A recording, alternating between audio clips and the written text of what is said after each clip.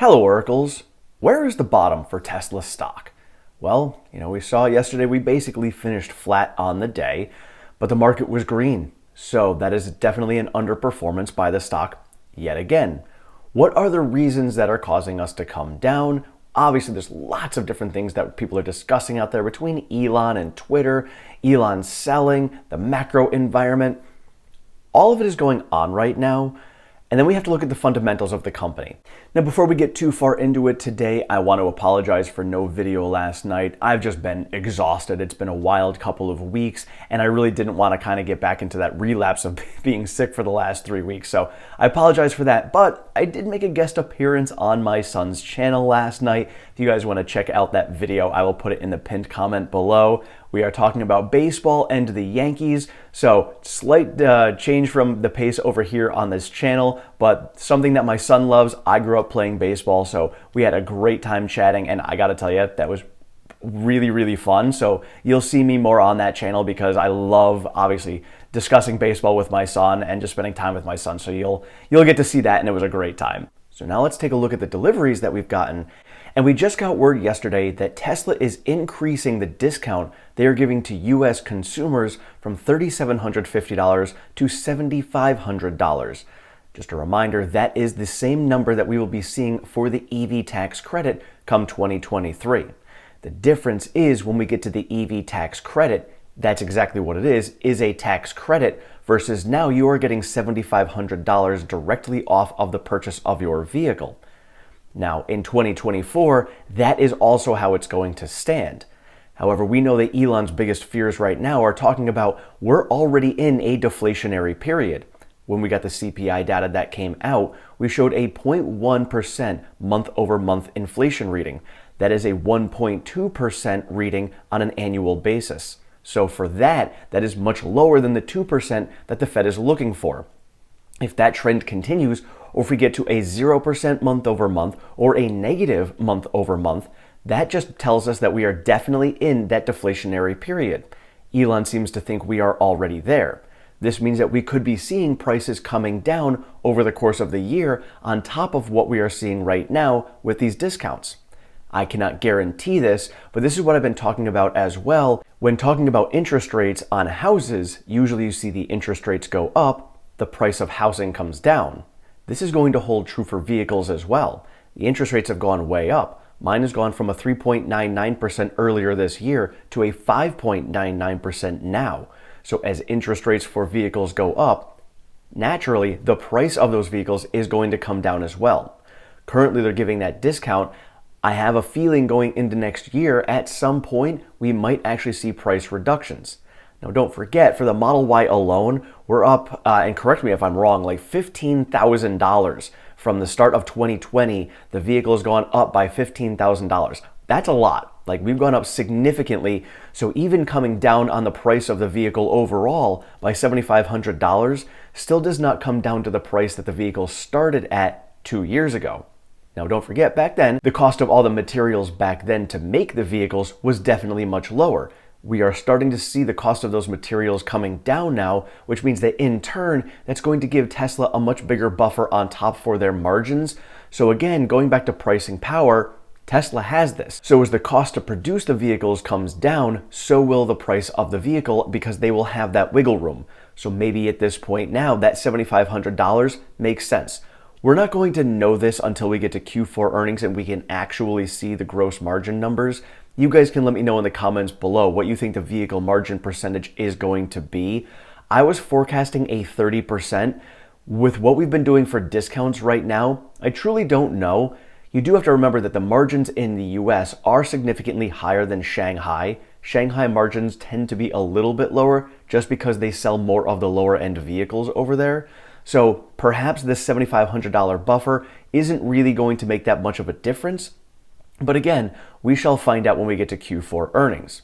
When we get to actual delivery numbers, seeing as they're doing this discount right now, going through all of the inventory that I can see, you cannot reserve any vehicles right now. You can only buy them.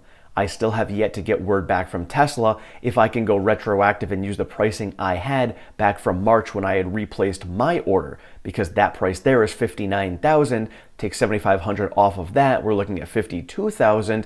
And then, my trade-in and other things.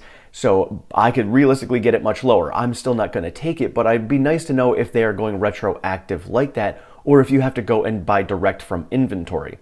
So from the consumer standpoint, this is fantastic, because if I wanted a Tesla tomorrow, I could just go and get one. It's that quick. It's very fast to go and get your vehicle. Tesla is doing this end of the month push for the end of the quarter and end of the year. At least it seems like it with all of these discounts. Maybe they're going to come up just short of what the expectation numbers are for deliveries. Expectations right now are 430,000 vehicles from analysts. That is what my expectations are also. With this little bit of a discount going on, and what seems to be a little bit more of an aggressive push, and those insured vehicle numbers coming out of China being a little bit lower than what we had expected, maybe the number is going to come in at an ironic number of 420,000 for deliveries. Now, don't forget, 420,000 is still going to be a phenomenal number. That is still up 77,000 vehicles from last quarter. So massive growth still. So this is nothing to be concerned about if we miss expectations. Remember what happened back in Q3? We had a record miss. Like, that's silly to even say those words. So if that ends up happening this time around, just remember, we still have massive growth. Just because we didn't match somebody else's numbers doesn't mean the company is not growing. That just means that the stock price was based upon certain numbers, and if we end up pulling down because of that, it's just because they had priced in a specific number that we missed based upon analysts, rather than the company not growing and actually having problems. And now we also got some news that Tom Zhu, who's been down in Austin right now, watching everything going on down there with production, seems like somebody spotted him and their engineering team over on the Cybertruck line and over in battery development. So, we know the rumors are out there about Tom Zhu getting a promotion. The global CEO was thrown out there. I personally think it's going to be some sort of director of global operations or director of global production. Something of that nature, I think, is what he's going to end up getting. And I think his prowess from what's going on over in Shanghai, they are utilizing that in Austin. We've now seen Austin leapfrog over what Berlin's run rate is. Berlin, we know, is going to be starting some of their third shift, but we also did just hear about a hiring freeze going on and some more layoffs. So a lot of, I don't want to say panic mode, but Elon, and just following the psychology of Elon, some of the tweets he has made. We know that Elon was back with PayPal during the dot-com bubble, and he saw something very similar to this situation in the macro environment going on. Back then it was not easy. They had to scramble and really scrape by to make things happen. And he said the most important thing that they had was those last-minute investors that gave him a cash stockpile to be able to get through those times. He then went over with Tesla, and at Tesla's very beginning, they went through the housing recession. Very similar situation where if they didn't have that extra money from the outside, they would have ended up going bankrupt. This situation right now is not a concern about Tesla going bankrupt, but Elon knows how difficult and frustrating these financial times can be, so he wants to make sure that they are ready for this. So the two problems that we are seeing right now are the fact that Tesla is perfectly prepared to weather this storm going into next year based upon what Elon sees as a worst case scenario going into deflationary times. That's what Elon sees. Tesla's prepared for it. Unfortunately, he picked up Twitter very late in the year, so they are not ready for it. This is why he had to sell his stock. So he's selling it because for Elon, and whether you agree with him or not, Elon sees Twitter and what's going on with the societal issues that we see being a problem, and he needs to take care of those as a priority. He does not want Twitter to go bankrupt. Anybody who's making a $44 billion investment in something doesn't want to see it fail immediately. So he's going to do what it takes, and in order to get it by, he needed to sell some stock. So he sold that stock, and again, it has nothing to do with Tesla. Tesla's doing phenomenal. Tesla's doing so well that Elon feels comfortable selling his stock, and it's not going to affect Tesla in the long term. That's Elon's mentality, so we just need to remember that when we're starting to point fingers and get frustrated about Elon selling. This is actually a very bullish sign when it comes to Tesla because Elon feels comfortable doing that. He does not want to see Tesla fail. This is not something that is on Elon's radar as, ooh, I hope Tesla falls apart. That's not it. So he's doing what he needs to do for Twitter, and in the long run, of course, I can be wrong as well, but I have a feeling we're going to be looking back from 2025, and Twitter is going to do very well, and actually going to be doing well and helping Tesla even more. That's my opinion, but I think we're going to end up seeing that. And in turn, these investments that we're making now are really going to be magnified later.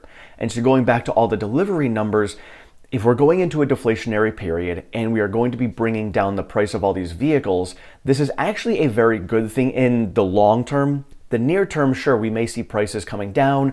Pierre Ferragu had a great tweet thread talking about how this year, maybe because we are going into some of these tough economic times, maybe we don't end up hitting 50% year-over-year delivery numbers.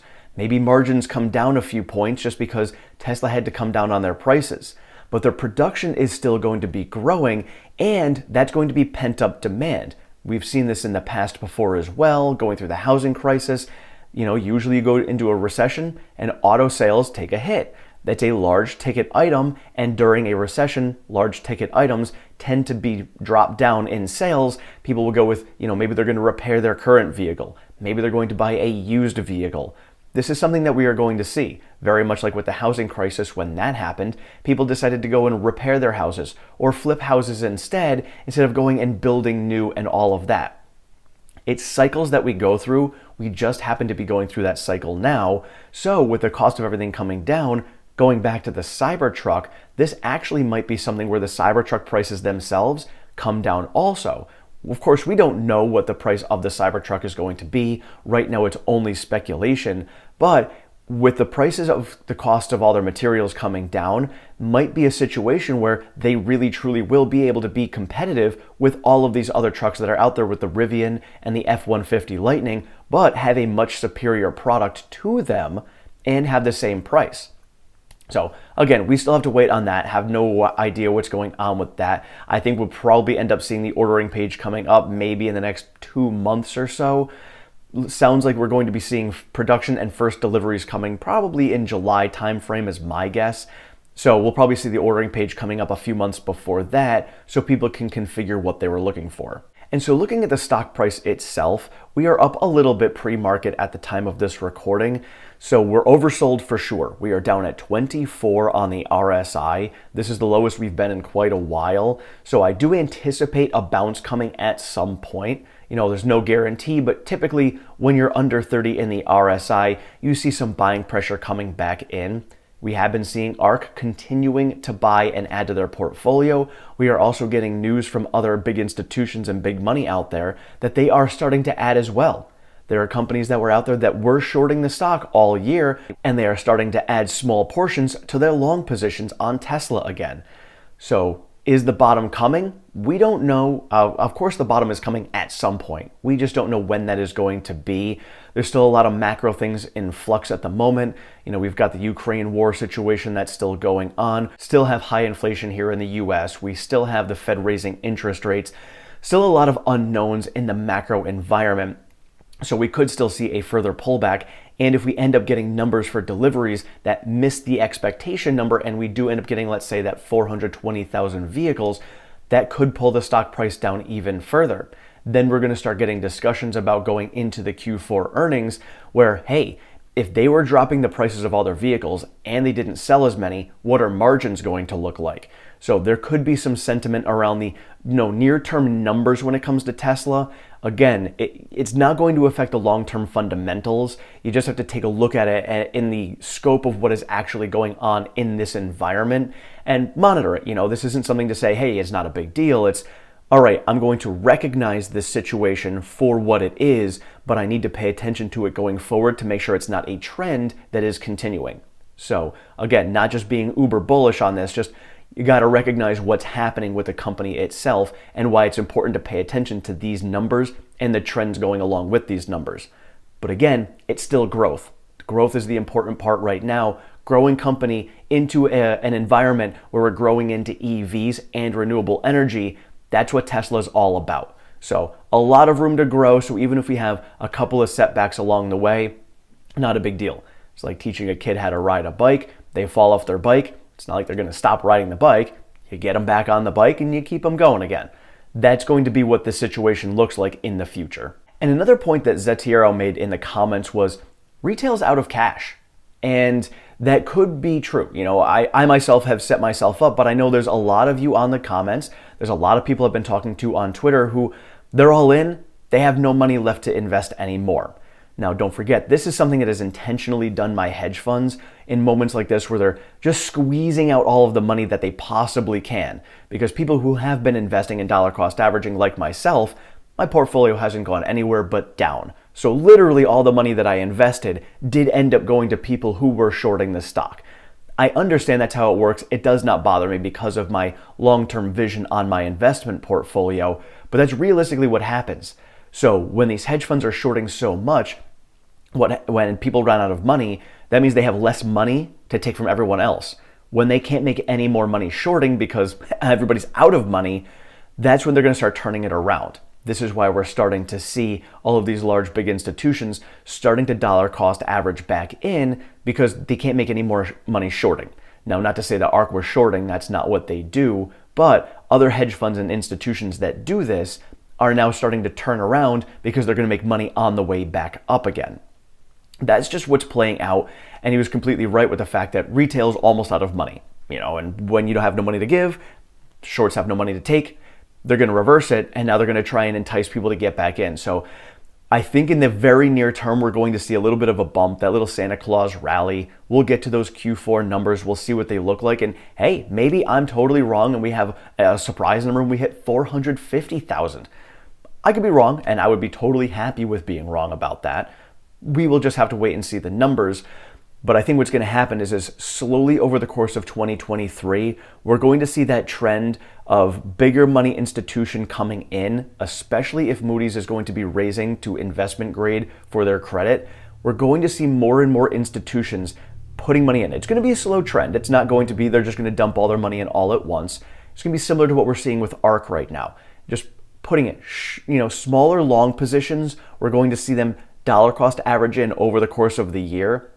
So I think we've got, a good year. And, unless we end up getting that huge deflationary pressure that comes in, causing inflation to come down significantly, and then the Fed has to pivot early, I think we basically have all year long with slow growth and almost sideways trading for us to be able to add as much as we possibly can before we truly do see the Fed pivot and then we come out of it. Now, looking at the historical charts when it comes to the Fed pivoting, typically when we anticipate that pivot coming, 6 months ahead of time, we'll see a little bit of a ramp going into the stock price and the entire market, and then we're going to see a sharp drop off and then a V-shaped bounce coming out of it. Historically, that's what it has trended with. We'll see if that happens this time around, but if we start getting that inkling that the Fed is going to be pivoting, 6 months down the road, I think at that point we'll start to see a bit of a rally coming in. And so going back to the question at the top of the show, when is the bottom? The bottom's going to be when we stop going down. And realistically, nobody knows where the bottom is going to be. And I got to tell you, when we hit the bottom, we probably won't know that we hit the bottom until 6 months after we hit the bottom. That's just the reality of it. That's why I dollar cost average. Just trying to get close to the bottom is all that matters. But the slow trend that we have going down, the slow trend that we have coming back up, that will give us plenty of opportunity to buy near that bottom. So I would not be too concerned about that. And if you're trying to time the market, good luck. Some people try to do that. It's not a game I try to play because it's nearly impossible. But if you dollar cost average and you just kind of monitor where we're going, then you'll get somewhere near the bottom, and that's how I'm playing it. So you guys can let me know your thoughts in the comments below. Where do you think the bottom is going to be? Are you just dollar cost averaging because you're not too concerned about it? Do you think we're going to end up getting a deeper dip after we get delivery numbers because maybe a miss, maybe concerns going into Q4 earnings? Let me know your thoughts in the comments. Thank you all so much for watching. I appreciate all of your support and feedback. If you have not subscribed, please do so down below. Sign yourself up for notifications. I am over on Twitter at OracleTim1. I share all of the latest Tesla news, pertinent stock market information, and all of my daily trades. We do have a Discord chat. That link is down in the description. And if you'd like to support the channel any further, we do have a membership program and a Patreon. Those links are also in the description. Thank you so much. Have a great one.